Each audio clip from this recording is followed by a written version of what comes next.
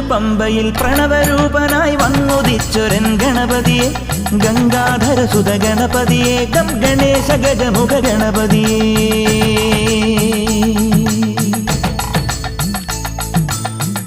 പമ്പയിൽ പ്രണവരൂപനായി വന്നുദിച്ചൊരൻ ഗണപതിയെ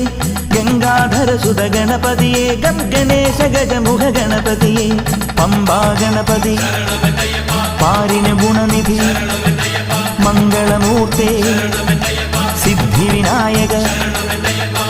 ഇരുമുടിയോടെ ഞാൻ മല കയറുമ്പോൾ തുണയരു